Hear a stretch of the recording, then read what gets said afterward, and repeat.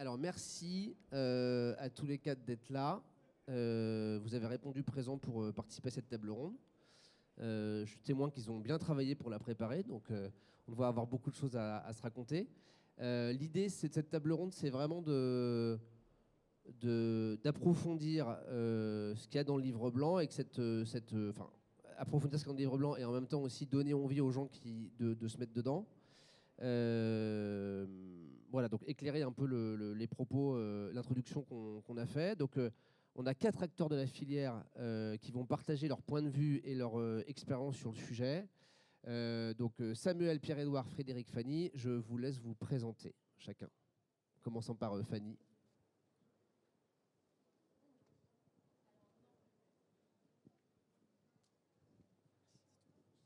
Bonjour, donc je suis ravie d'être avec vous aujourd'hui. Donc Fanny Barthélémy, moi j'ai fondé donc OWA Learning, qui est un organisme de formation qui accompagne donc la filière, enfin les entreprises de la filière donc vin et spiritueux vers un développement plus durable, donc à travers de la formation et du conseil. Oui, bonjour, je m'appelle Frédéric Vol.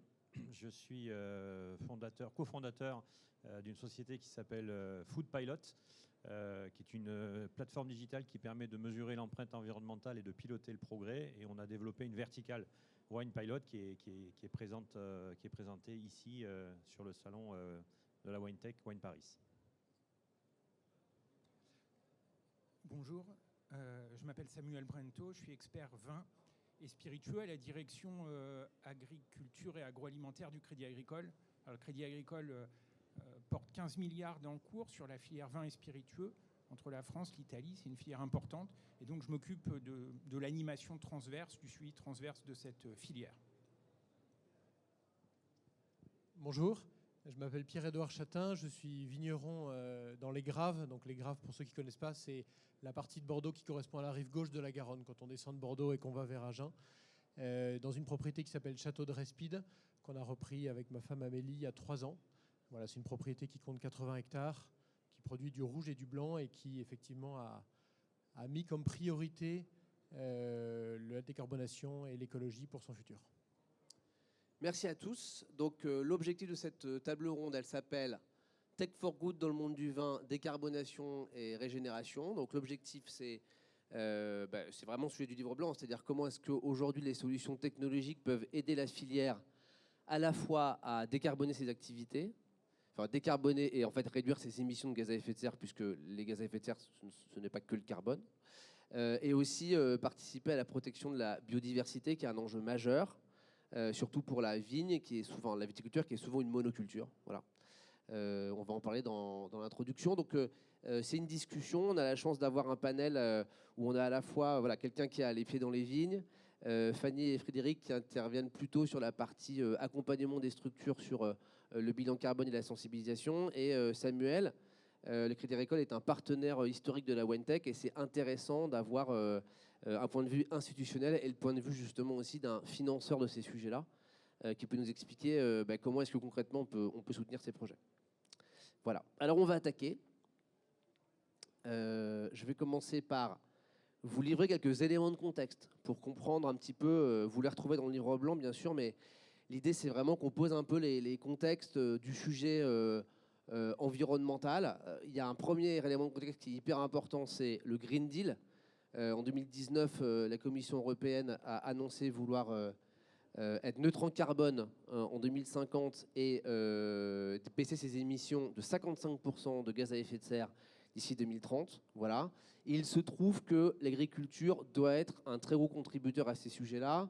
En France, 20% des émissions de gaz à effet de serre sont issues de l'agriculture.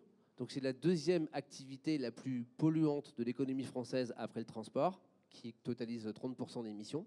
Donc il y a évidemment un énorme sujet pour amener l'agriculture à des pratiques plus vertueuses, à la fois en termes d'émissions de gaz à effet de serre et de protection de la biodiversité.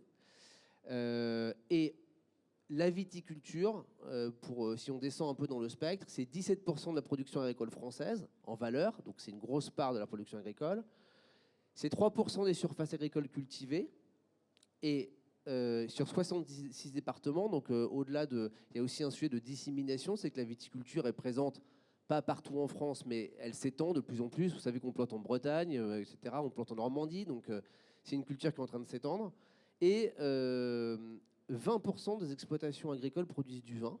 Donc c'est quand même une empreinte qui est assez forte. Donc c'est pour dire aussi que sur le sujet de la place de la viticulture, l'agriculture doit se transformer extrêmement rapidement pour coller aux objectifs du Green Deal. Et dans l'agriculture, spécialement en France, la viticulture a une place prépondérante. Voilà. L'autre chiffre que je vous livre, c'est sur les émissions. La filière vin, c'est 6,5 millions de tonnes d'équivalent carbone. Alors on demandera peut-être à Frédéric et à Fanny ce que ça veut dire exactement, tonnes d'équivalent carbone. Voilà. Chaque année, la filière elle émet 6,5 millions de tonnes d'équivalent carbone. C'est quand même une empreinte qui est assez importante. Et sur la biodiversité, il y a des sujets qui sont absolument majeurs. Il y a une étude européenne qui a été coordonnée par le CNRS qui est sortie au début 2023 qui chiffre les diminutions de population d'insectes et d'oiseaux. 70 à 80% de diminution des populations d'insectes depuis 40 ans dans les zones agricoles européennes et 50 à 60% de diminution des populations d'oiseaux depuis 40 ans aussi dans les zones agricoles européennes. Étant pointé du doigt les pratiques agricoles intensives, c'est-à-dire la monoculture, les épandages, l'utilisation de produits phytosanitaires. Voilà. Donc, la première question que je voudrais poser à nos intervenants, c'est comment vous réagissez à ces chiffres? Est-ce que vous avez des éléments de complément à apporter chacun, spécialement Frédéric et Fanny?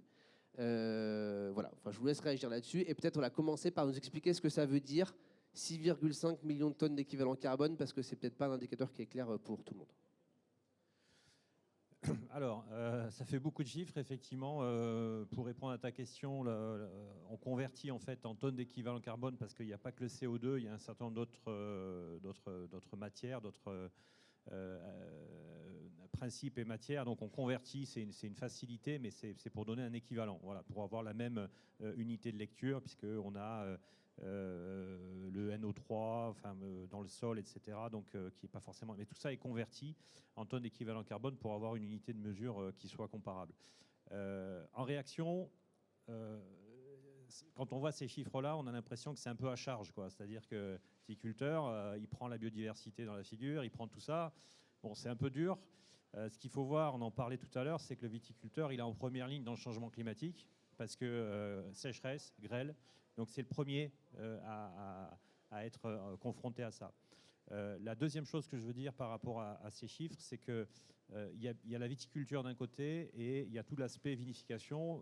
On va le dire tout à l'heure, l'emballage, la filière vin, le principal contributeur de l'empreinte carbone dans la filière vin, c'est la bouteille. Et donc d'où la nécessité de travailler sur cet aspect-là, ce qui ne veut pas dire qu'il n'y a pas des choses à faire au niveau de la viticulture. Et mon dernier point sur la viticulture, c'est que la vigne est une culture pérenne. Il y a de l'enherbement, il y a des haies, et donc, ça a été dit tout à l'heure par Thomas, on peut aussi stocker du carbone dans les parcelles. Les vignerons sont souvent propriétaires ou gestionnaires d'espaces verts à côté des parcelles.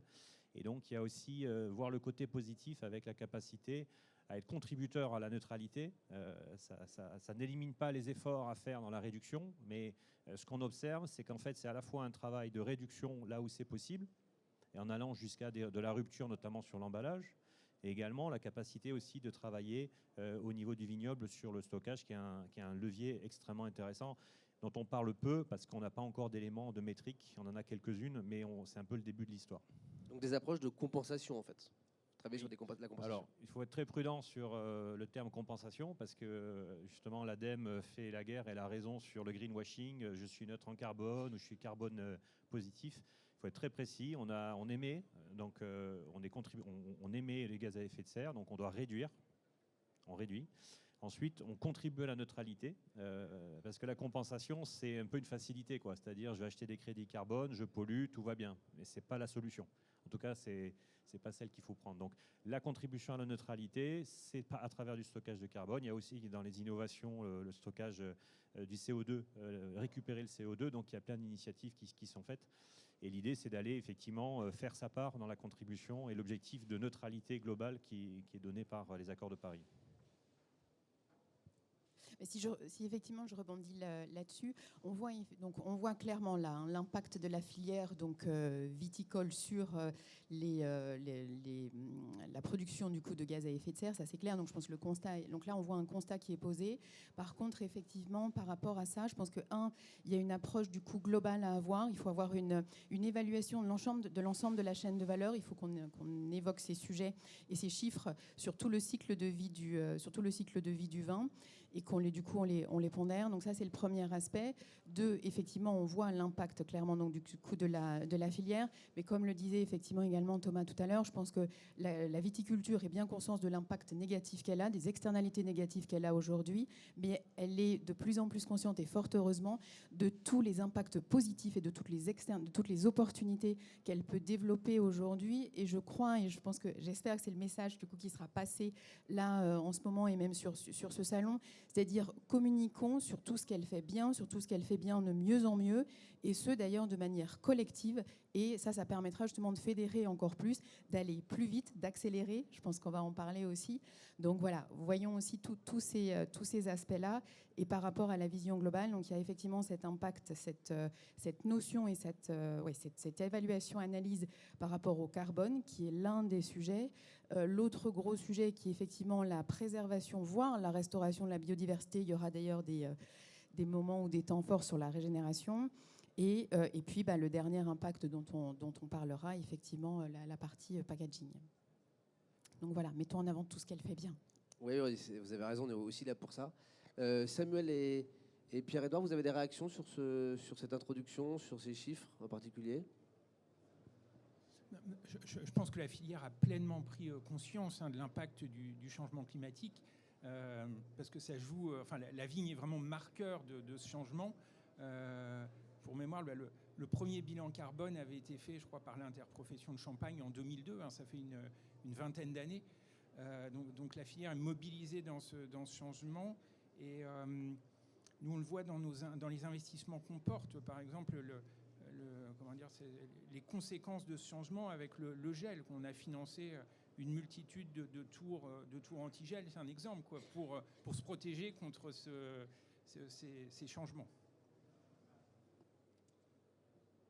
Oui, c'est vrai que quand on regarde le bilan carbone de la viticulture française et d'une exploitation, nous, on a fait un bilan carbone en arrivant pour savoir un peu ce qu'on émettait, parce qu'on s'est dit, on est curieux, on veut voir combien on émet. Et donc, on a fait cette évaluation assez rapidement après être arrivé. On a réalisé qu'on émettait 180 tonnes de CO2. Alors, ça vous dit peut-être pas grand-chose comme ça, mais j'ai fait le calcul, ça fait 1027 allers-retours Paris-Bordeaux. Donc, ça, c'est quand même pas mal. Et encore, peut-être que tout n'est pas chiffré là-dedans. On en parlait avec Frédéric avant. Mais on se dit qu'on est peut-être effectivement un élément important aujourd'hui des émissions de gaz à effet de serre françaises, mais on a aussi des leviers puissants et on peut aussi être une part de la solution, d'abord collectivement, et c'est mené par les interprofessions, mais aussi nous individuellement en disant voilà, chaque petit pas, chaque petite démarche, chaque bonne pratique, chaque changement culturel peut apporter quelque chose. Et donc c'est vraiment la démarche qu'on essaye d'avoir. On n'est pas du tout les seuls, absolument. C'est vraiment quelque chose qui est très ancien. Vous l'avez dit, Samuel, le premier bilan carbone qui a été fait par Bordeaux, c'est en 2007. Et il y en a un qui a été fait tous les 6 ans, je crois, et le dernier qui a été fait, c'était en 2019. La réduction de l'empreinte carbone de Bordeaux entre 2007 et 2019, c'est presque 40%, c'est 38 ou 39%, je crois. Donc la prise de conscience, elle est pas récente, et les actions sont déjà en marche. Effectivement, donc ça nous permet d'enchaîner justement sur la prise de conscience. Vous l'avez déjà un peu dit, donc je vais aller un peu vite. D'abord, il faut rappeler que en fait, les premiers à subir les conséquences un peu néfastes des bouleversements climatiques et environnementaux, ce sont les vignerons. Les vignerons connaissent des épisodes de sécheresse qui sont pas forcément plus fréquents qu'avant, mais ils sont plus puissants, ils sont plus impactants. On a beaucoup entendu parler sur les millésimes 20-21 des gels tardifs. Chablis est habitué, mais on a tous vu ces images des collines de Chablis avec les brûlots, c'est toujours très impressionnant. Et il y a aussi, ils expérimentent aussi des choses qui sont beaucoup plus concrètes. L'évolution des calendriers culturaux. On vendange de plus en plus tôt. On vendange en moyenne 3 semaines plus tôt qu'il y a 50 ans. Donc c'est vrai que la tendance, elle est très forte. Et ça pose aussi des questions de comment est-ce qu'on gère les maturités phénoliques, aromatiques, alcooliques quand on a une date de vendange qui bouge et qu'on doit décider 2-3 jours à l'avance. Et les viticulteurs, ils constatent aussi la raréfaction de la biodiversité. Donc, effectivement, il faut commencer par dire ça. Il faut commencer par dire que la prise de conscience, elle est déjà dans les vignes. Et si les viticulteurs bougent, c'est qu'ils voient bien que c'est eux les premiers à subir les impacts. Vous avez parlé aussi des institutionnels. Les institutionnels sont mobilisés via des plans d'action, des plans de sensibilisation. Effectivement, en Champagne, c'est depuis 2002. Bordeaux, le CIVB communique énormément sur ces sujets de décarbonation avec des objectifs qui sont extrêmement ambitieux. Le premier bilan carbone à Bordeaux, ça date de 2007. Ils ont déjà réduit leurs émissions de 15%. Ils visent moins 30% en 2030. Ils visent aussi 100% des vignerons certifiés par un label écologique. Donc c'est quand même un engagement qui est extrêmement puissant. L'INAO propose aussi beaucoup de formations là-dessus. Et on voit aussi que les formations des jeunes viticulteurs en BTS, ça bouge aussi sur ce sujet-là. Donc effectivement, vous l'avez dit, la filière, elle se mobilise de manière collective et puissante. C'est vraiment intéressant. Et puis tout au bout de la chaîne, il y a aussi le sujet des consommateurs. Les consommateurs sont en demande de transparence, ces sujets-là. Ils sont en demande aussi de produits plus respectueux de l'environnement. Alors je vous partage un chiffre qui date du baromètre SoWine d'Inadata 2023, qui est un baromètre qui est édité par l'agence SoWine et qui nous parle des tendances de consommation du vin et des Français sur les vins et spiritueux. 55% des acheteurs français, merci Frédéric, regardent si une bouteille de vin affiche un label environnemental. On peut discuter de l'intérêt des labels, c'est un sujet de fond. N'empêche que ça veut dire que dans l'acte d'achat, c'est une décision qui est consciente et que le consommateur, il a besoin de savoir ce qu'il y a dans une bouteille, il a besoin de savoir si ce qu'il achète est vertueux ou pas. Voilà. Donc, justement, sur ce sujet-là, je vais commencer par vous, Pierre-Édouard. Vous avez mis le sujet écologique au cœur de l'identité de la démarche de Château Respide.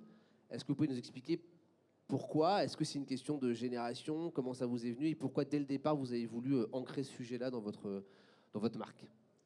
Alors la question de génération, bien sûr, je pense que ça compte.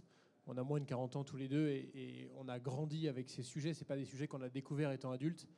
Et on est intimement conscient que le monde qu'on laissera à nos enfants, c'est vraiment le patrimoine le plus important qu'on peut sauvegarder aujourd'hui. Vous savez, cette phrase qui dit que pour que rien ne change, il faut tout changer. Et c'était un peu ça le point de départ. Après, vraiment, le déclic psychologique, il est venu du bilan carbone dont je vous ai parlé, en se disant, voilà, c'est gros, mais du coup, on est aussi une part de la solution qui peut être assez importante. Et puis après, je crois qu'il y a une réflexion qui est peut-être plus personnelle, qui est de se dire, on a beau produire un super vin hyper bon, hyper reconnu, qui se vend très bien, etc. Si ça ne rend pas heureux et fiers les gens qui le produisent, si ça saccage l'environnement autour de nous, en fait, ça n'a pas de sens. Et donc, en fait, je dirais que cette disposition initiale et cette prise de conscience ont fait que nous, on s'est donné ce projet. En fait, le projet qu'on a fixé, c'est d'atteindre un bilan carbone zéro dans 10 ans. Alors, Frédéric en parlait, c'est pas évident. Donc, on a commencé par faire ce bilan carbone. On lance un certain nombre d'actions dont on reparlera probablement plus tard. Mais en tout cas, on se donne cette direction. Et je ne sais pas si on y arrivera, de vous à moi, j'en ai aucune idée. Mais l'idée, c'est de se dire, chaque jour, on fait un peu plus. Et ce un peu plus, il améliore un peu les choses. Ok, merci. Fanny et Frédéric, vous accompagnez les acteurs de la filière sur à la fois les calculs d'empreinte carbone, la sensibilisation. Peut-être que Fanny, tu peux nous présenter ce que tu fais avec la fraise de la vigne. Et ce qui m'intéresse, c'est de comprendre, Frédéric et Fanny, est-ce que vous qui accompagnez les acteurs de la filière là-dessus, qu'est-ce que vous sentez poindre dans l'écosystème vin? Comment vous accompagnez ces acteurs et comment vous jaugez cette prise de conscience? Frédéric, par exemple, est-ce que c'est les domaines qui vous demandent de faire des bilans carbone? Et une fois que vous avez fait vos actions de sensibilisation, qu'est-ce qu'il en ressort et qu'est-ce que ça lance comme dynamique chez les gens que vous accompagnez? Alors du coup, déjà peut-être au niveau de la sensibilisation, donc ça fait longtemps que je fais de la formation et du conseil, et là pour le coup, je vois qu'il y a une approche depuis un petit peu moins d'un an qui est différente, c'est-à-dire que là c'est soit le producteur, soit le dirigeant de l'entreprise qui est plus proacteur, qui va être proactif là-dessus et qui vient voir en disant... Donc 2 choses. 1, je me rends bien compte qu'il va falloir que j'embarque l'ensemble de mon équipe, ce qui n'est pas évident parce qu'en fait, il y a des niveaux de connaissances sur ces sujets, on va dire globalement de développement durable ou de transition écologique dans le vin qui sont complexes. On a vu, il faut avoir une approche globale. et pas par CEO, ce qui est compliqué, ce qui n'est pas évident à faire. Donc des niveaux de connaissances déjà au niveau des collaborateurs, enfin du personnel qui sont différents. Et puis il faut quand même le dire très clairement, ce sont des sujets qui sont clivants. Il y en a encore qui ont un peu de mal à aborder ces sujets, de moins en moins, mais qui disent bon, on verra. Et d'autres qui sont au contraire qui ont envie d'aller très vite et d'autres qui ont peur. Voilà. Donc en fait, il faut gérer tout ça. Il y a aussi dans ces sujets de sensibilisation et d'acculturation une gestion de l'humain, de l'émotion par rapport à ça, parce que la transformation et les changements font un peu peur. Donc ça, c'est le premier sujet. Et puis donc de sensibilisation où il y a clairement une accélération de cette envie, de cette prise de conscience, de sensibiliser l'ensemble des équipes quand la direction ou le dirigeant est acteur là-dessus. Et un autre sujet que je constate de plus en plus, c'est là clairement au niveau des producteurs et qui viennent, et donc lors des échanges que je peux avoir, et qui sont en fait, ce sujet-là, je ne sais pas comment l'aborder. Parce que du coup, justement, il faut que je sens bien qu'il faut que j'en parte, mais je ne sais pas comment l'aborder. Et ce que je souhaite, c'est que l'aborder de manière sans être du tout d'ailleurs donneur de leçons, moralisateur. Donc en étant voilà aujourd'hui, c'est un constat. Voilà la manière dont on élabore notre vin. Voilà ce vers quoi on voudrait tendre. Et qu'est-ce qu'on peut faire ensemble, collectivement, pour changer ça.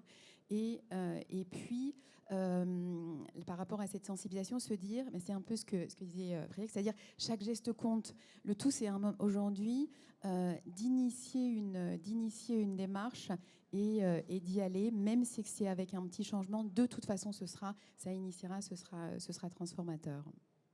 Donc il y a vraiment ce sujet-là. Et je termine du coup avec la partie fresque du vin.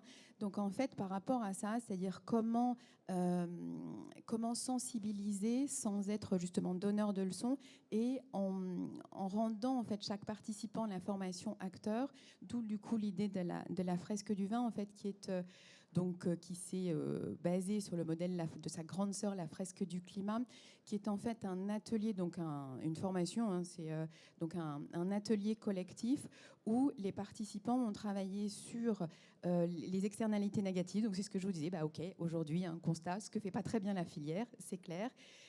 Donc là, il y a déjà une prise de conscience, on dit ah ouais, quand même, bon, très bien. On en prend acte en tous les cas. Deuxième étape, et là ça plombe encore un peu l'ambiance, c'est tous les risques. Et il y en a un certain nombre. Et là c'est pareil, c'est sur tout le cycle de vie du vin. Donc il y a des risques environnementaux, on en parle. Il y a des risques sociaux, il y a des risques sociétaux. On parle de maladies professionnelles, on parle au niveau des risques du coup sociaux. Il y a tous ces sujets-là aussi. Et puis il y a quand même quelques risques économiques. On parle de la déconsommation du vin, on parle de donc tous ces sujets-là, on les aborde. Et bien évidemment, et c'est quand même la dernière partie qui est la plus longue, c'est toutes les opportunités. Donc c'est tout ce que fait bien et met en place la filière et tout ce qu'elle peut bien faire. Et c'est là où du coup, dans cet atelier, en fait, du coup, au niveau de la formation, l'entreprise va travailler sur passage à l'action et ce sur quoi elle va décider, elle va mettre en place un début de plan d'action, en tous les cas, réfléchir à des sujets sur lesquels elle veut avancer. Et puis ensuite, on se revoit régulièrement pour faire des points d'étape et essayer de garder cette dynamique. Et également, parce qu'on est sur des projets qui sont, en tout cas quelques projets qui sont sur du long terme. Et à chaque fois, on essaie quand même de mettre des démarches où des résultats peuvent être assez rapides, histoire de ne pas s'essouffler dans l'effort. Voilà. Alors, moi j'avais une remarque préalable pour faire le lien avec ce que tu as dit et 3 témoignages très concrets. La première remarque, c'est que la WineTech et cette conférence prend bien le sujet parce qu'on parle de décarbonation et de régénération. Et c'est très bien, parce que si on fait que de la décarbonation, c'est stupide. Moi, je prends l'exemple dans une autre filière, dans le poulet, par exemple, un poulet bas carbone, c'est un poulet qui est élevé en batterie. C'est bas carbone, super. Il faut voir tous les autres aspects. C'est beaucoup plus compliqué. Donc, on est devant un sujet complexe, donc il y a besoin d'accompagnants, il y a besoin de méthodes pour engager cette transition vers la décarbonation et la régénération. Donc déjà, je pense qu'il faut le souligner parce que c'est un point important. 3 retours concrets pour voir comment ça s'est enclenché. Dans la diapo, vous avez l'interprofession des vins de Bourgogne. avec qui on travaille depuis un an avec Wine Pilot. Ils ont fait un bilan carbone, 380 000 tonnes de tonnes de CO2, d'équivalence CO2. Plan de réduction, plan d'action. Ok, comment on fait? Comment chaque vigneron, on lui donne un outil pour que lui mesure son empreinte carbone, puisque c'est lui qui va faire le travail. Lui ou elle. L'interprofession, elle peut agir sur ce qu'elle fait, ce qu'elle maîtrise elle. Mais donc on a inventé, co-construit un outil qui s'appelle donc Wine Pilot pour les interprofessions. On a une point presse demain pour lancer, annoncer un certain nombre de choses. Mais en fait, le fait déclencheur, ça a été de dire comment on met un outil simple, mais quand même robuste scientifiquement, dans la main de chacun des vignerons, coopératives, négociants, pour que collectivement on puisse mesurer et piloter. Voilà. Donc ça, on est dans le concret, on est dans la mise en œuvre. Deuxième cas concret, on a une version de Wine Pilot pour les entreprises. Notre premier client, c'est Gérard Bertrand, qui est un négociant producteur en Languedoc, qui est investi dans la bio et la biodynamie. Et pour le dire très honnêtement, c'était pas un fan du carbone. Parce que biodynamie, des engagements, Green Personality of the Year, Decanter. Mais à un moment donné, un client d'Europe du Nord lui a dit Gérard, c'est super tes vins, mais c'est quoi ton bilan carbone? Ah, et donc, quelque part, c'est le marché, donc des clients, qui poussent finalement des gens qui sont déjà vertueux à aller encore plus loin. Ça ne s'oppose pas. Et je pense que ce serait une erreur d'opposer le bio avec la décarbonation. C'est un ensemble de pratiques. Et comme tu disais, il ne faut pas rentrer dans la guerre des labels, mais plutôt, moi je pense qu'il faut être dans l'objectivation et dans la mesure, quels que soient les labels. Troisième élément qui est très important, puisque tu l'as dit, le consommateur. Il est en train de se passer quelque chose là, et je pense qu'on va en parler beaucoup sur ce salon, c'est l'étiquetage. Une obligation est tombée dans le coin de la figure de la filière viticole en disant il faut mettre son étiquette nutritionnelle. Zut, comment on fait? C'est compliqué, etc. Donc, on va passer par... compliqué de mettre des choses sur... Donc, on va passer sur l'étiquette QR code augmenté. Ça, c'est le côté un peu négatif. Le côté positif, c'est qu'un QR code augmenté, donc là, on a Food & Wine Pilot, on a un partenariat avec GS1 qui fait partie de l'écosystème, pour en fait permettre, dans le QR code augmenté, de pousser de l'information sur le coût environnemental, sur les trajectoires de progrès.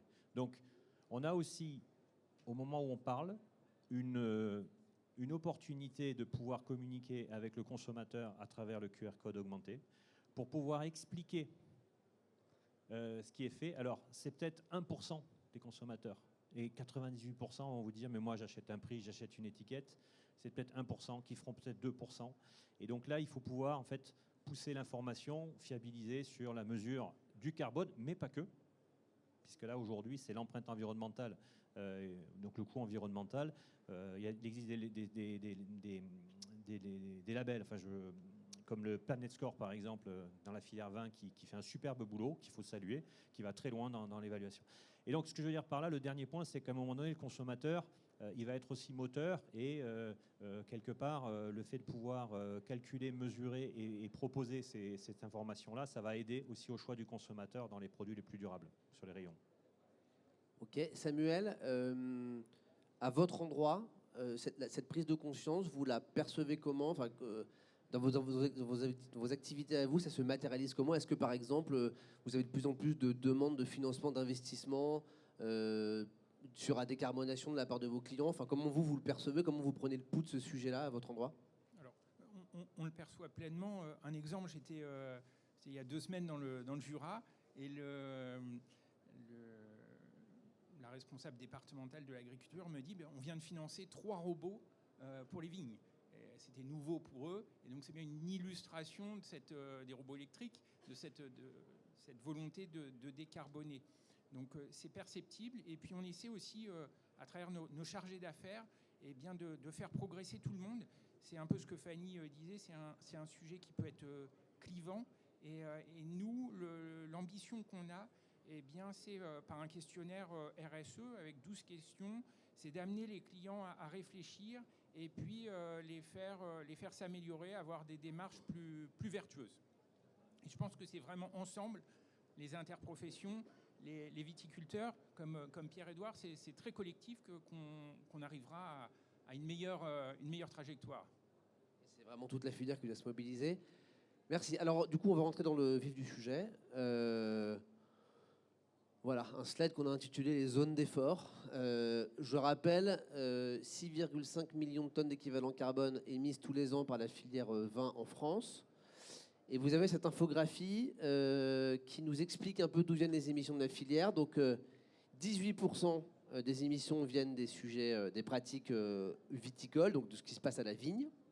8% des émissions de gaz à effet de serre viennent de la vinification. Et là, ça va un petit peu piquer. 50% vient du conditionnement, dont 21% pour le verre. C'est le gros sujet de la filière. Et 19% des émissions se concentrent sur les sujets de transport et de logistique.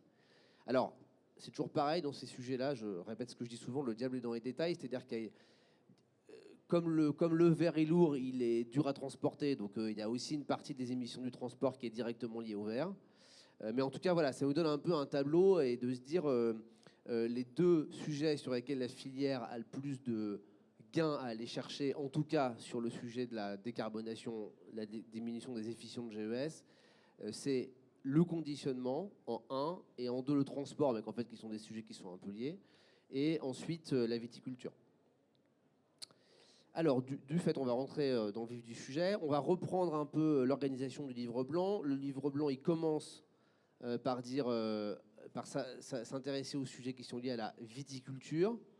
Donc la viticulture, c'est 18% des émissions de gaz à effet de serre de la filière. Et on a identifié dans le livre blanc 3 sujets importants qui sont des leviers de réduction d'émissions et de protection des biodiversités. Le premier, c'est réduire le recours des engins agricoles qui fonctionnent au carburant fossile. C'est vraiment une empreinte qui est, en termes d'émissions, c'est assez important. Le deuxième sujet, c'est réduire les traitements, parce qu'il y a des sujets qui sont liés à la pollution des eaux, de l'air et de la biodiversité, mais aussi traiter plus, une fois de plus, c'est rouler plus et donc consommer plus de carburant. Et le troisième sujet qu'on a identifié dans le livre blanc, c'est comment on valorise les sous-produits végétaux, de la taille, par exemple, des vieux cèpes, etc. Voilà. Donc là, ça va être une discussion un peu ouverte. Ce qui m'intéresse, c'est toujours de commencer par la vigne et les gens qui ont les pieds dans les rangs de vigne. Donc Pierre-Édouard, sur les sujets de la viticulture, qu'est-ce que vous avez mis en place à Respide? Est-ce qu'il y a des initiatives là qui résonnent? Alors, je vais donner des exemples. Par exemple, effectivement, avant de vous donner la parole, Pierre-Édouard, effectivement, il y a le sujet des robots. Vous en parliez, Samuel. On peut mettre en place maintenant des robots qui sont électriques, qui vont remplacer un peu les tracteurs et qui vont un peu gérer les passages dans les vignes avec des dispositifs qui sont moins lourds, donc qui tassent moins les sols, qui utilisent pas qui ne polluent pas la vigne par l'émission de gaz à effet de serre. Il y a des sujets, donc là on peut citer Vitibot, drone agribio par exemple. Il y a des sujets aussi de traitement par les drones, voilà, qui permettent d'éviter de faire passer un tracteur dans les vignes. Il y a des solutions de cartographie avancée comme propose Netcarbone, Chouette ou DAC-ADN qui permettent en fait d'avoir des cartographies très claires sur l'évolution des maladies, par exemple dans les vignes, et d'adapter les traitements. Il y a des solutions sur la valorisation des subproduits végétaux. On en parle dans le livre blanc sur, en fait, est-ce qu'au lieu de brûler les sarments, on ne peut pas les récupérer et faire autre chose avec? Les émissions de brûlage de sarments, ça a l'air rien, mais en fait, vous verrez dans le livre blanc, c'est assez important ce que ça émet en carbone et en gaz nocif pour la santé. Et il y a une dernière solution qu'on a explorée dans le livre blanc qui est l'adaptation du matériel végétal au bouleversement climatique. Est-ce qu'on peut pousser les vignerons à utiliser du matériel végétal qui est plus adapté aux aléas climatiques? Voilà, donc ça, c'est des sujets qu'on aborde dans le livre blanc. Je vous redonne la parole, Pierre-Édouard. Sur le sujet viticulture, à Respide, qu'est-ce que vous avez mis en place?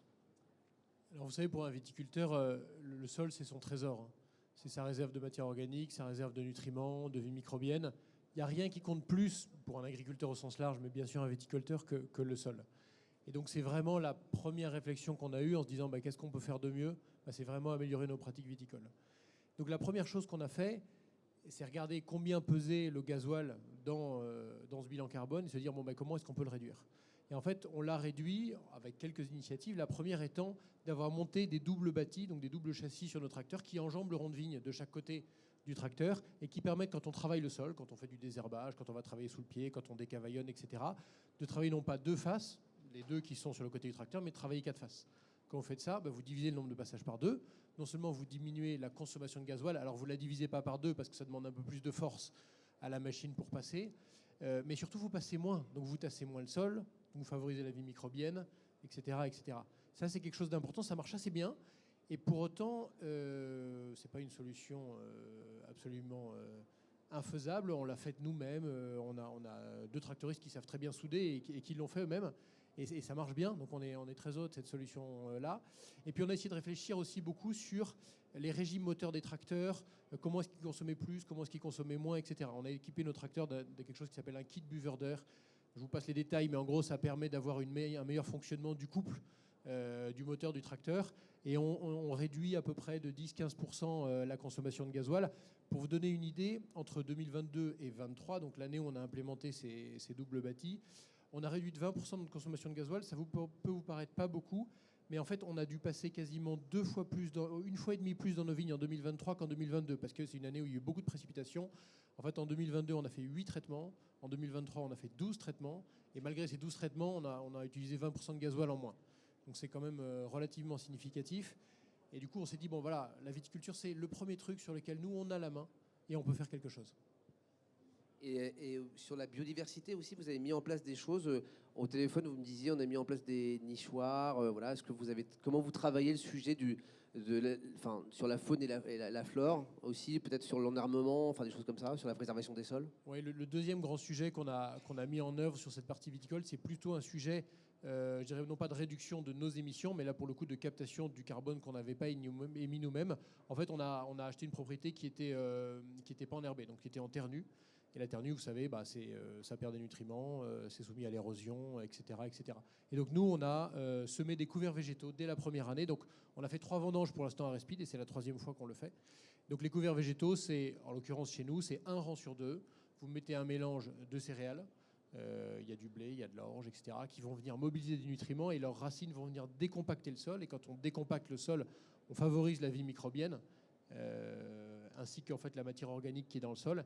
Et puis c'est aussi un mélange de légumineuses. Et les légumineuses, vous savez, elles ont la particularité de pouvoir capter du carbone, mais aussi de l'azote. Ça nous a permis d'arrêter tout ce qui était fertilisation chimique et minérale. Donc maintenant, on n'a plus que des amendements organiques et on a un vignoble qui est enherbé. Alors c'est très différent visuellement. Vous passez d'un vignoble qui a une terre nue à une terre, un enherbement. C'est plutôt joli d'ailleurs.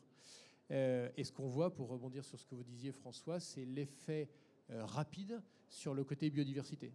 Maintenant, on a retrouvé en même pas 3 ans dans le vignoble des abeilles, quelques petits rongeurs, voilà, des oiseaux, etc. On a posé pas mal de nichoirs, comme le disait François. Et c'est marrant, moi je pensais que ce serait long comme processus. Et en fait, on est à la 3e année, on commence à le voir. Alors je ne sais pas dans quelle mesure on le verra plus tard, mais en tout cas, on le voit aujourd'hui. Et les couverts végétaux, c'est vraiment une bonne stratégie. Alors c'est bien sûr un peu d'investissement, parce qu'il faut les acheter, il faut les semer, et ça c'est un passage de tracteur. Mais l'effet est relativement rapide.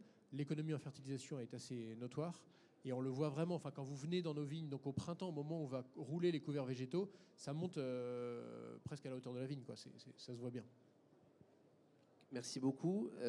Samuel, Fanny et Frédéric, dans vos activités, vous devez voir aussi des initiatives se déployer en viticulture chez vos clients pour à la fois réduire les émissions et préserver la biodiversité. Est-ce que vous avez des initiatives remarquables à nous partager là-dessus?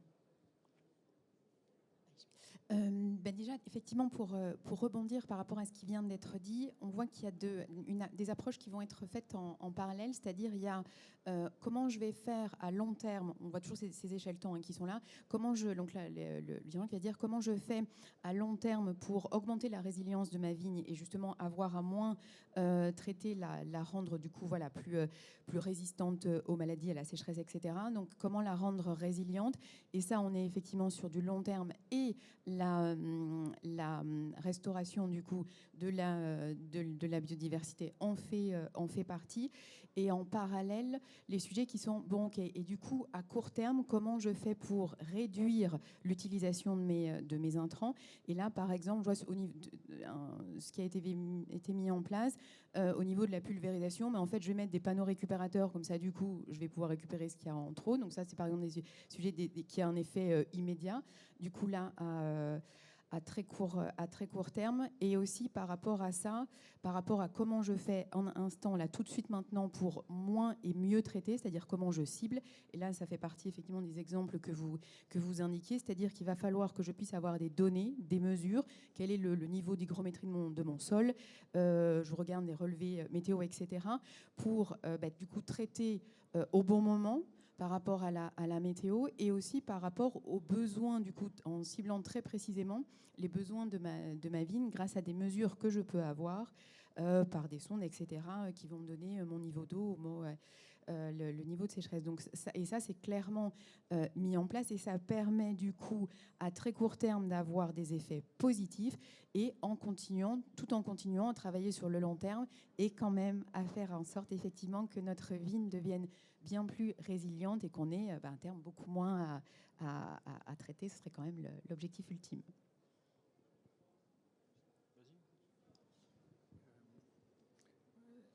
Alors d'abord, c'est une belle histoire, le château de Respide, de voir cette trajectoire. Donc on est toujours heureux, c'est une grande joie quand on voit des clients qui sont dans ces dynamiques. Alors Pierre-Édouard parlait du sol, moi je parlais du végétal. Il y a aussi un levier important sur le végétal, et on le voit lorsqu'on finance des nouvelles plantations. Il y a les cépages résistants, et l'enjeu, c'est d'avoir des cépages qui permettent de garder, de conserver les caractéristiques organoleptiques des vins, et puis d'avoir une résistance plus forte aux maladies. Et puis la biostimulation aussi, c'est quelque chose d'intéressant, sur lequel on a travaillé, et je pense à Mycophyto. C'est-à-dire que la mycorhisation du plant de vigne, on va avoir une meilleure résistance au stress hydrique. Donc c'est des démarches qui nous semblent vertueuses et à accompagner. Ouais, un témoignage sur la partie viticole.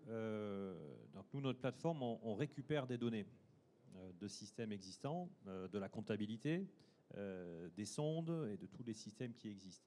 Donc on est dans la mesure. Ton témoignage, Pierre-Édouard, est très intéressant parce que c'est parce que tu as eu un chiffre que tu as bougé. Tu avais besoin de voir ces éléments-là et de pouvoir les mesurer. Donc en fait, le témoignage que je veux apporter par rapport à ça, c'est que on peut faire les choses relativement simplement. La clé, en fait, c'est dans toute cette complexité, c'est aussi de prendre les sujets un par un, simplement. Carburant, qu'est-ce que je fais ? Mes piquets, etc., etc. Et en fait, nous, ce qu'on a essayé de faire, c'est de donner en fait un tableau de bord avec des éléments relativement simples à collecter pour pouvoir facilement les piloter. La consommation de carburant, on le suit, on le mesure, on a des solutions sur la partie électrique. Plus difficile d'un point de vue de la mesure, c'est la biodiversité. C'est ça le point dur, parce qu'aujourd'hui, les scientifiques ne sont pas d'accord sur les indicateurs. Ça viendra. Et je pense qu'il ne faut pas attendre que les scientifiques soient d'accord pour mettre en place des nichoirs, mettre en place des bandes enherbées et déjà collecter ces informations-là pour pouvoir les mesurer. Il y avait un exemple que je voulais donner auquel on ne pense pas. Forcément, c'est la question des piquets. Aujourd'hui, vous avez des fournisseurs qui disent j'ai un piquet bas carbone, moi j'ai un tonneau bas carbone, moi j'ai un bouchon bas carbone. Et en fait, quand on parle au vigneron, il reçoit son certificat en disant tiens, ton piquet il est bas carbone, donc il le range dans son placard. Voilà. Et en fait, l'intérêt, c'est de pouvoir prendre cette information-là, la connecter et de pouvoir en fait la valoriser et de voir le progrès. En fait, c'est une somme de petites choses, donc dans le pilotage de la décarbonation et de la régénération sur le volet viticole. Ok, merci. On va passer à la vinification. Alors la vinification, c'est pas un très gros enjeu en réalité dans la décarbonation de la filière. C'est 9% des émissions. Donc c'est un sujet sur lequel on va passer un peu plus vite pour arriver au sujet du conditionnement. Mais bon, vinification quand même, il y a 3 gros enjeux. Le premier, c'est la réduction des consommations d'énergie, c'est-à-dire la gestion énergétique des chais. La vinification, c'est une succession d'opérations, et aujourd'hui, il y a des technologies qui permettent de mieux contrôler les consommations d'eau pour le nettoyage des déchets, par exemple, mais aussi les consommations d'électricité, c'est-à-dire on peut mettre des sondes dans les cuves pour savoir à quel moment il fait intervenir, comment on cadence un peu cet effort-là. Là aussi, il y a un énorme sujet de la valorisation des sous-produits. Je discutais avec Célia qui est là, qui a monté une structure qui s'appelle Pépite Raisin, qui travaille sur la valorisation des sous-produits de la vinification, c'est-à-dire voilà, les lits, les grappes, etc. Enfin, tout ce qui sort du pressoir et des cuves. Et elle me disait qu'en Champagne, c'est 25% du matériel végétal qui rentre dans le chai qui part en fait en sous-produit. Donc il y a un vrai aussi débat de se dire, quand on connaît toutes les propriétés que peut avoir le raisin sur les polyphénols, etc., il y a un vrai sujet de valorisation de ces produits-là, comment on valorise les peaux, les pépins, les rafles, etc. Et le troisième sujet, c'est le traitement des effluents. Les effluents de cave, je vous disais, il y a beaucoup d'eau qui est utilisée pour nettoyer. Il y a aussi une partie des effluents qui viennent de la vinification eux-mêmes. Et là, il y a des solutions aussi pour traiter les effluents, pour pouvoir réutiliser l'eau, purifier l'eau et la réutiliser. Voilà. Donc, même question que tout à l'heure. Il y a aussi des sujets sur la récupération pour la valorisation de ce produit. On peut aussi récupérer le carbone de la fermentation. Je crois que vous faites ça à Respide. Pierre-Edouard, est-ce que vous pouvez nous en parler un petit peu, de la captation du carbone qui vient des fermentations? Oui, c'est quelque chose qu'on a essayé juste là à la vendange 2023. On a été accompagné par une entreprise qui s'appelle CO2 Winery qui développe ça. Mais alors là, on est vraiment au stade de l'expérimentation. Je pense que c'est vraiment encore plus de la R&D que de la pratique. L'idée, c'est de récupérer le CO2 fermentaire qui se dégage des cuves au moment de la fermentation, donc quand l'alcool se crée, et plutôt que le CO2 se dégage en fait dans l'atmosphère, de l'emprisonner, de le compresser, de le mettre dans des bonbonnes de gaz. Et après, il peut avoir différentes utilisations. D'abord, il peut être emmené ailleurs, parce que des bonbonnes de CO2, on en a besoin dans beaucoup de domaines, notamment le domaine médical qui en consomme pas mal, mais on peut surtout le réutiliser sur place. Et là, c'est intéressant, et nous, c'est ce qu'on essaye de faire, donc de réutiliser un sous-produit de notre vinification comme un complément d'énergie, parce que le CO2, c'est de l'énergie, pour la cuverie. Donc nous, on fait deux choses avec ça. D'abord, on se sert de ces bonbonnes de gaz pour gazéifier de l'eau, donc on fait de l'eau gazeuse, tout simplement. Pourquoi? Parce qu'en fait, l'eau gazeuse, quand vous nettoyez une cuve, un sol de cuverie, etc., ça décape beaucoup mieux que de l'eau plate. Donc en fait, on utilise cette eau gazeuse pour nettoyer nos cuves, nettoyer nos sols, etc. Je ne peux pas chiffrer exactement aujourd'hui l'économie d'eau, mais c'est moi, j'en parlais avec notre responsable de cuverie qui me dit c'est net, on utilise beaucoup moins. La deuxième utilisation qu'on essaye, nous, mais encore une fois, c'est au stade de l'expérimentation, ça s'appelle CO2 vinification. En fait, c'est d'utiliser cette force du CO2 pour le mettre dans une canne de remontage, c'est-à-dire en fait un tuyau qui vient descendre dans la cuve, qui vient souffler du CO2 vers le fond de la cuve et qui fait remonter, en fait, qui casse le chapeau de mare et qui fait remonter le jus à l'extérieur, exactement comme quand vous faites un remontage avec une pompe, pour ceux qui connaissent, mais là, vous faites un remontage à l'intérieur de la cuve. Donc on a testé ça cette année. On a un peu galéré pour être honnête, mais ça fonctionne quand même. Et voilà, c'est quelque chose qu'on veut continuer à travailler, parce que là, c'est vraiment un bon exemple de valorisation d'un sous-produit sur le site dans lequel il est produit. Alors vous me direz, ce CO2 il finit dans l'atmosphère. Oui, c'est vrai. Que ce soit en lavant ses cuves ou que ce soit en faisant de la vinification, enfin en tout cas du remontage. Mais en tout cas, il a été utilisé comme source d'énergie et il vient pallier une autre énergie qui aurait été utilisée dans la cuverie à cette occasion-là. Il y a une autre utilisation que nous, on ne fait pas, mais que deux domaines testent à Bordeaux, qui est la production de bicarbonate de soude avec le CO2, qui est en fait un gros composant dans la production de bicarbonate de soude. Ce bicarbonate de soude, il est revendu après à des industries, mais vous avez deux domaines à Bordeaux qui testent ça. Encore une fois, on est au stade de l'expérimentation, mais c'est un bon exemple de comment on peut utiliser ce CO2. Merci. Là aussi, même question. Fanny, Frédéric, Samuel, est-ce que vous avez des initiatives que vous voyez dans le vignoble à nous partager là-dessus? Alors, en tout cas, du coup, pour rejoindre effectivement là, ce qui vient d'être dit, c'est un sujet qui commence à apparaître et dont on parle de plus en plus, et c'est la gestion de l'eau. Et notamment, du coup, au niveau de cette étape-là, du coup, au chai, en tous les cas, qui va concerner l'hygiène et le nettoyage de la cuverie. Donc, avec comment, en fait, deux sujets. Un, comment je peux réduire l'utilisation d'eau. Donc, effectivement, là, on a une solution qui vient d'être évoquée. Donc, réduire l'utilisation d'eau et la réutilisation, du coup, des eaux usées.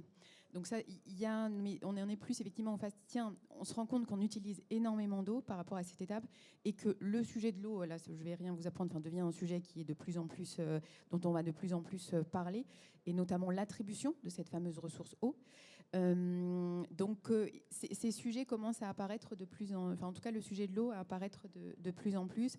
Et puis, l'autre sujet, c'est effectivement, par exemple, les réflexions qu'on peut avoir, et les études et les calculs sur est-ce que l'installation, par exemple, de panneaux solaires, est-ce que, du coup, sur les bâtiments, j'installe... Donc, il y a ce deuxième sujet.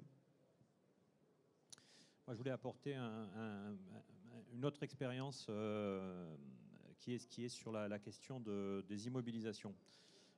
Puisque dans le bilan carbone, on compte les immobilisations. Et pour l'avoir fait chez Gérard Bertrand et aussi dans des domaines en Bourgogne, ils se sont rendus compte du coût carbone des installations. C'est vrai que dans la filière viticole, on aime bien faire des belles caves, parfois un peu des cathédrales.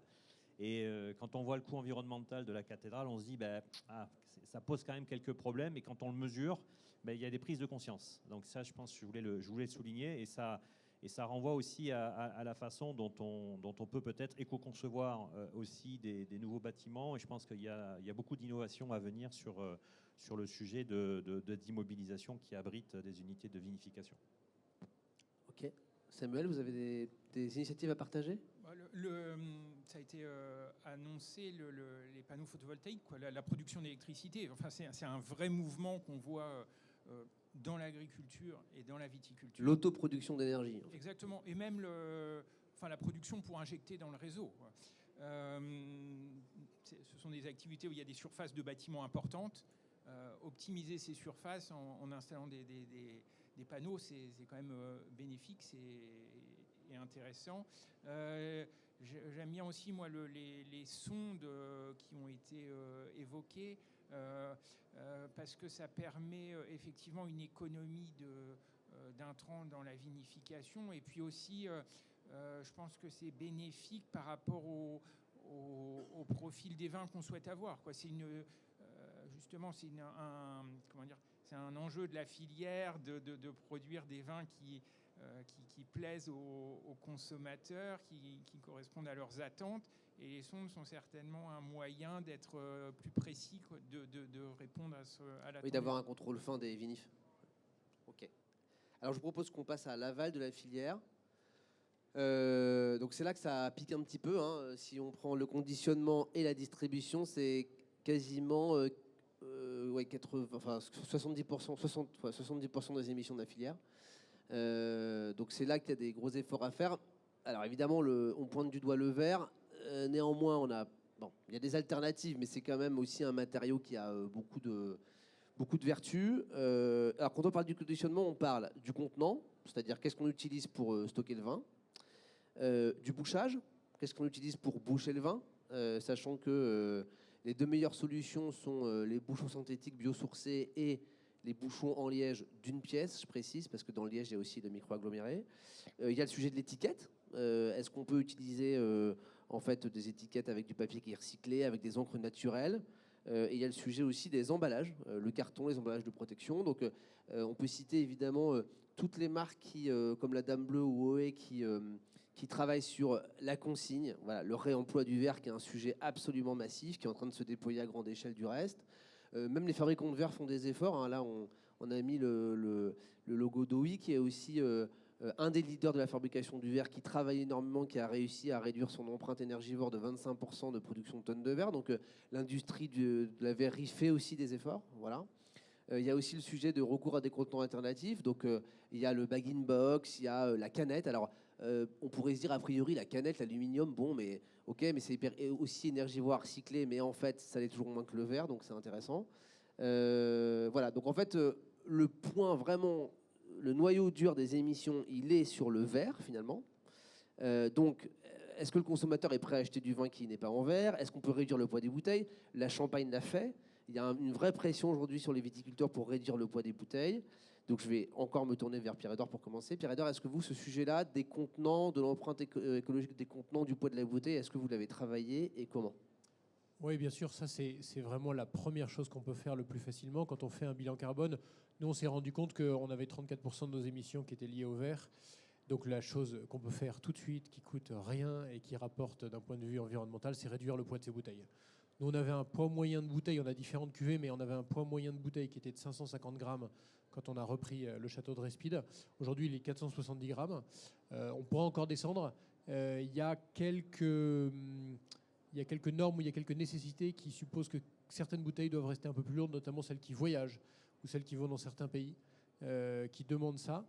Mais en tout cas, oui, c'est très net. C'est l'économie qu'on peut faire tout de suite. Quand on voit ce que ça pèse dans un bilan carbone, on le fait. Et après, vous avez évoqué le sujet de la consigne. C'est un sujet qui nous intéresse beaucoup, sur lequel on travaille, qui est encore un peu embryonnaire dans notre région, mais en tout cas, on est en lien avec l'acteur qui déploie ça en Aquitaine, et on espère pouvoir y passer. C'est sur le papier une super solution, et je ne peux que espérer qu'elle se développe beaucoup dans l'avenir. Elle comporte aussi des contraintes, notamment pour les vignerons, et notamment sur le poids des bouteilles. Moi, je m'étais dit, c'est génial, bouteilles légères, consignables, etc. Et en fait, pour qu'une bouteille soit consignable, paradoxalement, il ne faut pas qu'elle soit si légère, parce qu'il faut pouvoir la laver et la réutiliser. Oui, la réutiliser plusieurs fois. Oui. Donc en fait, il faut repasser à des bouteilles un peu plus lourdes qui auront nécessairement un meilleur bilan carbone si elles sont effectivement consignées, et donc laver et réutiliser. C'est pas évident. Un autre sujet là-dessus, en fait, c'est la quantité de modèles disponibles. En fait, les verriers comme OI, ils ont des dizaines, voire des centaines de modèles disponibles. Et là, il y a une question un peu régalienne, c'est est-ce qu'on instaure un standard de couleurs, de poids, de forme par région, ou est-ce qu'on laisse aux viticulteurs la liberté qu'on a effectivement aujourd'hui, mais on entrave sérieusement le développement de cette consigne. Donc ça, c'est un sujet peut-être plus public pour les années qui viennent. Absolument. Fanny, Frédéric, Samuel, même punition que sur les autres sujets? Alors, par rapport à ça, c'est clair que là, c'est un gros sujet qui est abordé à chaque fois.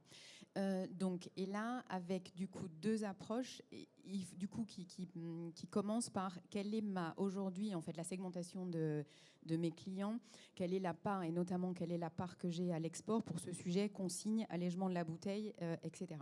Sachant que donc du coup voilà, donc qui peut être très différent en fait en fonction des domaines. Donc il y a des domaines où ça peut être pertinent d'être complètement, quasi uniquement sur l'allègement de la bouteille, ou d'autres où effectivement on est plutôt sur la consommation locale, les circuits courts, et où là le réemploi fait complètement sens et donc est au contraire à développer et beaucoup plus fortement. Et donc sachant qu'en plus à ce sujet et au niveau du réemploi, quand on veut le mettre en place, là il y a pour le coup des aides qui peuvent être apportées, des aides même financières. On voit qu'il y a certaines par exemple, chaînes de magasins spécialisés qui vont aussi, par exemple Biocop, qui vont aussi aider dans la démarche et la mettre en avant. Donc là-dessus, on voit que ça avance, et ça avance d'ailleurs assez vite. Mais il faut effectivement que ce soit pertinent par rapport à son segment de marché. Et j'insiste effectivement très lourdement, c'est-à-dire qu'au niveau du réemploi, la bouteille, il faut la ramener, il faut qu'elle soit réutilisée, sinon, pour le coup, c'est un contresens écologique, c'est une aberration, puisqu'effectivement, elle est plus lourde. Donc ça, c'est le premier sujet, mais c'est clair qu'on voit un réel intérêt. Et il faut des cols aussi spécifiques, qui puissent se laver facilement. En fait, on passe quand même par de l'éco-conception, c'est-à-dire il faut une encre particulière sur effectivement une colle particulière. Il faut, la bouteille n'est plus gravée. Enfin, du coup, effectivement, il y a des sujets par rapport à ça. Il y a des interrogations au niveau de la forme de la bouteille. Ah oui, mais alors du coup, ma forme, comment elle va? Je vais plus pouvoir me distinguer par rapport à ce format de bouteille. Ben oui, c'est clair. Et là, pour le coup, je pense par rapport à ce réemploi, il va y avoir nécessité d'un échange collectif, à savoir effectivement, est-ce qu'on passe sur ce qui est quand même recommandé, qu'il n'existe que 3 modèles, ce qui serait quand même effectivement mieux. Donc ça, c'est un sujet. Et de l'autre côté, là, pour le voir, en fait, sur la partie allègement de la bouteille, effectivement, ça peut se mettre en place à partir du moment où il y a effectivement suffisamment de bouteilles disponibles. Donc là, il faut effectivement que la partie, les verriers œuvrent, et c'est ce qu'ils font, mais il faut qu'il y ait cette disponibilité de la bouteille.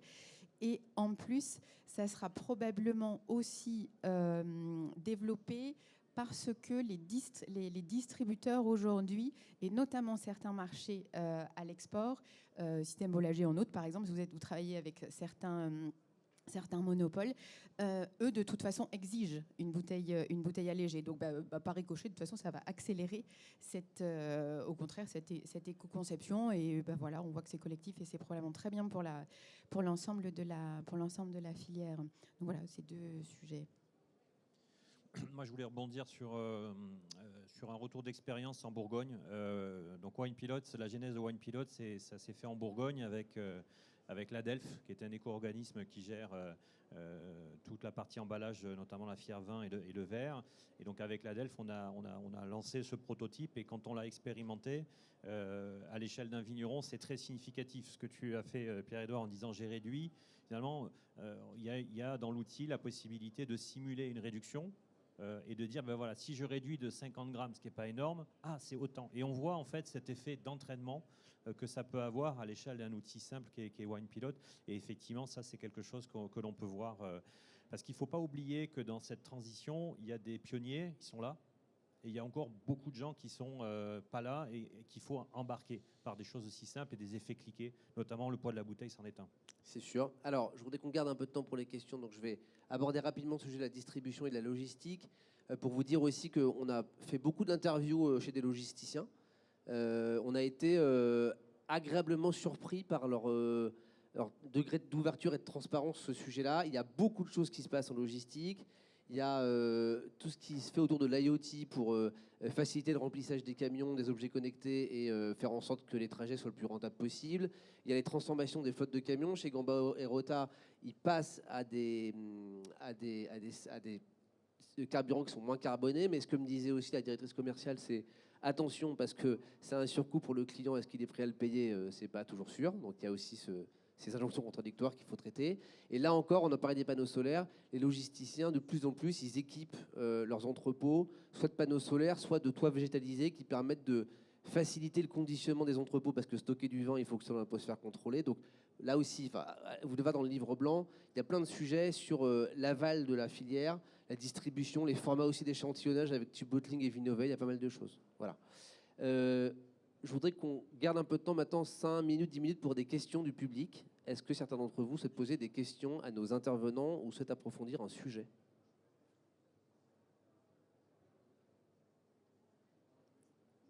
Une fois, 2 fois, 3 fois, non. Ok, donc moi j'aimerais poser une question à Samuel. Pour finir, une ouverture sur le sujet qui fâche un peu, sur le sujet du financement, c'est-à-dire une fois de plus demander à la filière de se verdir, d'être plus vertueuse, d'être mieux disante, d'accord, mais ça a un coût.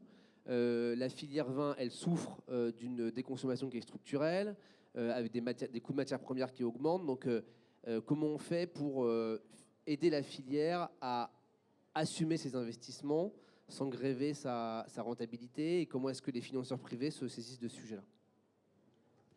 Question pas simple, Samuel, je vous l'accorde. Non, alors c'est une vaste question, surtout dans la conjoncture actuelle où la filière est quand même sous pression et ça fait malheureusement la une de l'actualité. Alors, je pense que tous les investissements ne sont pas forcément coûteux.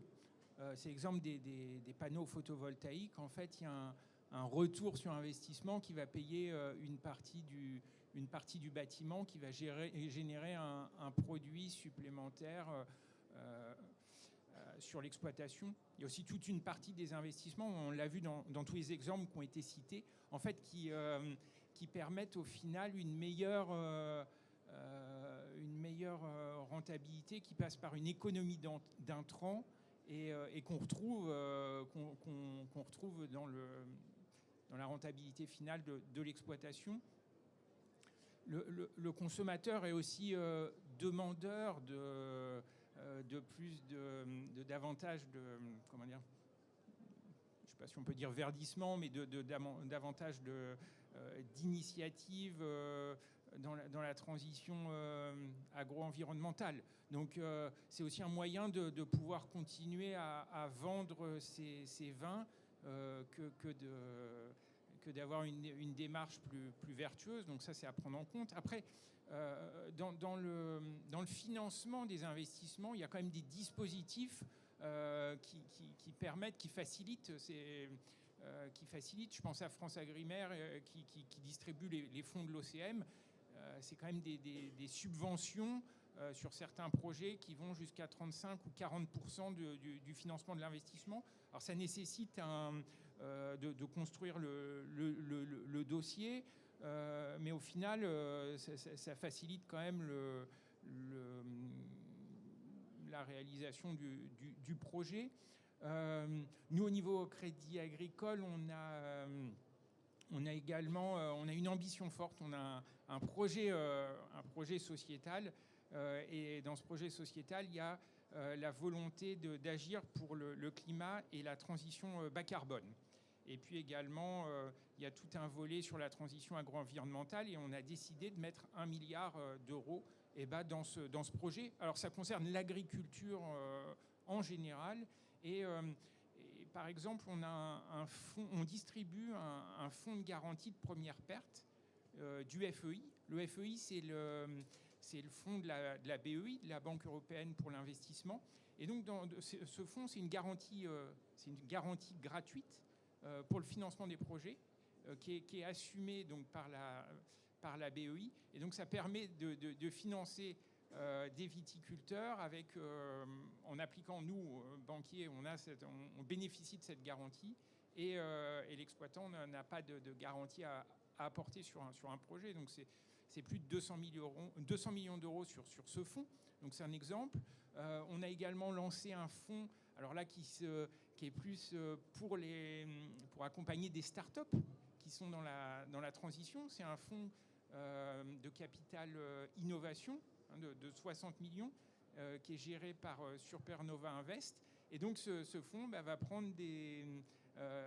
apporter aux startups qui ont des projets de développement des capitaux pour permettre leur développement. Donc c'est un ensemble d'initiatives qui montrent qu'il y a des outils pour accompagner l'innovation. Merci Samuel. Une question. Oui, merci. J'ai une question. Bonjour à tous, je m'appelle Célia Roussin, je suis la fondatrice de Pépites Raisin. Merci infiniment de l'avoir cité.